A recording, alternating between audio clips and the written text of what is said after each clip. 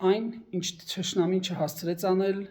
այսպես ասած գործը շարունակում է ճակերտավոր հայերը եւ արվում է հայերի ձեռամբ։ Վերջին մեկ շաբաթվա ընթացքում տեսնում ենք ամբողջ հանրապետությունում խայտառակ վիճակ։ Երևանում օրը ցերեկով սպանում են,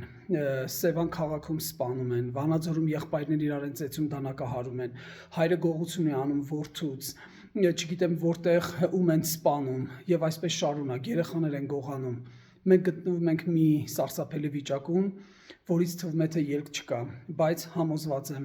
հայը, ով հազարամյակների կնիքն ունի այս հողի վրա,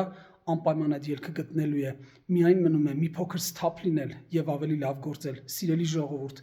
բավական է այսքան չարանակ միմյանց նկատմամբ, հատկապես սիրելի հայ, երբ այսօր դրված է զոհասեղանին քո լինել չլինելու հարցը, մի կողմ թողեք այս նյութական կեղտոտությունները, ամեն մի կոպեկի համար, որ իրար եք վնասում, ամեն մի 1000 դրամի համար, որ հայհոյում եք իրար, ամեն մի, չգիտեմ, ինչ որ բանի համար նյութական, որտեղ որ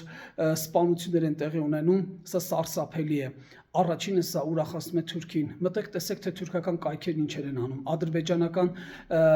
ուրեմն լրատվամիջոցները, որոնք հենց հայկական հայերեն լեզվով ուրեմն հայկական նյութեր են տարածում եւ ինչեր են գրում ազերիները մեր հասցեին եւ գրում են. սրանք են այս քաղաքակիրթ ազգը, սրանք են այս հին ազգը, սրանք են այս քրիստոնյաները։ Դադարեցրեք, սիրելի ժողովուրդ, հասկանալի է, որ մեզ հասցրել են այն վիճակի, որ միայն մենք չար եւ վատ բաներ ենք տեսնում եւ տեղի են ունենում, բայց հավատացեք, որ անպայման ելք կա եւ այդ ելքը լինելու է ներսից, ինչպես Թումանյանն էր ասում, մենք ներսից ենք նեղած եւ փրկությունը ներսից է։ Միասին մենք պետք է դա հաղթահարենք։